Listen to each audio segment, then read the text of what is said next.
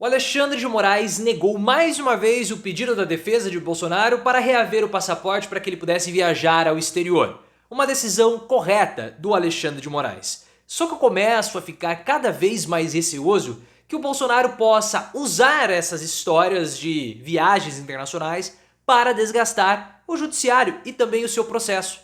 Porque o que o Alexandre de Moraes vai falar se o Javier Milei convidar o Bolsonaro para ir à Argentina? Não há necessidade de passaporte. Por isso que esse processo precisa ser encerrado o mais rápido possível. Enquanto isso, o STF tenta silenciar a defesa de Bolsonaro com uma estratégia de ampliação do foro privilegiado. Vai ficar difícil para Bolsonaro escapar da prisão. Mas qual a sua opinião sobre essa negativa do Moraes? Moraes fez certo? Moraes fez errado? Bolsonaro foi calado? Essa ampliação do foro frustra o Bolsonaro? Se você curtiu a decisão do Xandão, deixa o like e se inscreva no canal. Você tem acompanhado que o Bolsonaro seguidas vezes tem solicitado reaver o passaporte. Bolsonaro fala que ele está recebendo convites de países do estrangeiro. Por óbvio, né? São do estrangeiro. Mas não países aqui da América do Sul, mas Israel. Benjamin Netanyahu, ou Bibi Netanyahu, pediu, né, para que o Bolsonaro fosse lá, o convidou. Só que o Bolsonaro não pode ir porque os passaportes estão apreendidos. Então o Bolsonaro ele fez uma solicitação que foi negada. E 2 dias antes do Bolsonaro ter as imagens dele brincando de gatomia na embaixada húngara serem divulgadas, ele solicitou novamente o passaporte para o Alexandre de Moraes. E esse pedido do Bolsonaro foi mais uma vez negado. Alexandre de Moraes, junto com a PGR, disseram que o passaporte não pode ser devolvido porque existem diligências ainda em andamento. Ou seja, a ida de Bolsonaro ao exterior poderia fazer com que as investigações sofressem algum tipo de abalo ou poderia prejudicar as investigações. Eu, sinceramente, acredito que nessa viagem em específico do Bolsonaro, ele não iria fugir. Ah, como que você acha isso? Porque o Bolsonaro ele gosta de jogar com as instituições. Ele faz isso. Todo o histórico dele, como deputado, como vereador e como presidente, ele jogou. Ele falava que iria, por exemplo, no 7 de setembro de 2021, Bolsonaro falou que não iria acatar as decisões do Supremo Tribunal Federal. O que ele estava falando ali?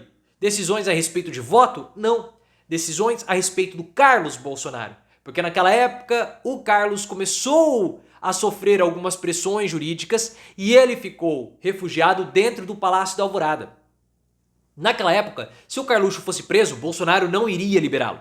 Mas ele gosta de ficar fazendo esses testes com as instituições. A ida dele até a embaixada húngara foi uma provocação. Ele mostrou que ele pode sair do país sem ter saído do país. Porque dentro da embaixada é território estrangeiro. Bolsonaro não poderia ser preso. Então eu vejo que ele iria para o exterior e voltaria na data correta. Ou na data estipulada. Só para falar que estão me perseguindo, eu sou uma vítima do judiciário. Para depois, talvez, aí sim fugir. Porque nesse momento não existe nenhuma denúncia apresentada contra Bolsonaro na PGR. O problema que eu vejo é que essa situação pode provocar desgastes para o judiciário. Porque o Bolsonaro, na ida dele à embaixada, ficou muito claro que ele ainda possui relações, conexões com países liderados por governantes de extrema direita. O Viktor Orbán, por exemplo, pode realizar ou emitir uma carta convidando o Bolsonaro para ir até a Hungria. Vai ser mais um pedido negado? Pode ser. Mas e quando o Javier Milei o convidar? O que Alexandre de Moraes irá fazer? Porque para ir até a Argentina, não há necessidade de passaporte. O RG já é suficiente. Na Argentina, o Bolsonaro estaria fora das fronteiras do Brasil. Seria um enorme constrangimento para o judiciário brasileiro. E o que pode começar a acontecer, que é algo que também me preocupa, e eu já tinha falado para vocês desde o episódio da baleia, é a população brasileira começar a acreditar que existe uma picuinha do judiciário com o Bolsonaro. Pô, quiseram investigar por conta da baleia, estão negando o passaporte, ele não pode nem mais conversar com o Alexandre de Moraes, com o Valdemar Costa Neto. Pô, ele não pode ir à Argentina, é aqui e ali. Israel tudo bem, que é longe, mas na Argentina, pô, qual que é o problema? Quanto mais o processo for alongado, mais o processo estará desgastado. Eu falo para vocês sempre, já é hora de terminar esse processo. Todas essas investigações a respeito do 8 de janeiro. Bolsonaro precisa ter esse inquérito encerrado, esse inquérito precisa ser apresentado à PGR para que a denúncia possa ser apresentada. A Polícia Federal adotou uma linha de buscar indícios, falas a respeito, ordens sobre um golpe de Estado, o que nunca aconteceu. Bolsonaro sempre foi dúbio. Mas como nós estamos falando há tempos aqui no canal, não há necessidade de uma ordem do Bolsonaro para que ele seja preso, porque Bolsonaro cometeu diversos crimes ao longo do seu mandato. A reunião, que as pessoas chamam de reunião golpista, já é algo criminoso, porque ele conspirou contra o TSE. A apresentação daquela minuta é uma conspiração contra o TSE, porque ele queria intervir no Tribunal Superior Eleitoral. Bolsonaro contratou, junto com Carla Zambelli, porque eles estavam próximos, o Walter Delgatti para invadir as contas do TSE. O PL fez isso. Tudo isso já é criminoso. Não há necessidade de você dar um tiro em uma formiga. Uma chinelada já basta. Estão querendo jogar uma bomba atômica para aniquilar o Bolsonaro, sendo que um peteleco já é o suficiente. E isso alonga o processo, desgasta as instituições. Até esse momento, o trabalho de Alexandre de Moraes, segundo o Datafolha, é bem avaliado pela maioria da população. 37% da população brasileira avalia o trabalho de Alexandre de Moraes como bom. 33% avalia o trabalho de Alexandre de Moraes como péssimo. E os outros não souberam opinar.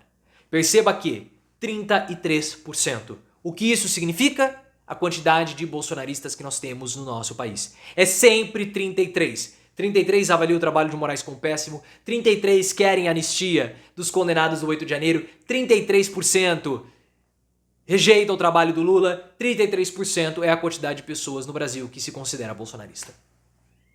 É um número que sempre precisa ser considerado. Os 33% de bolsonaristas, porque em 2019 a Folha de São Paulo divulgou uma pesquisa do Datafolha mostrando que 1/3 da população brasileira pensa exatamente igual a Bolsonaro. Ponto.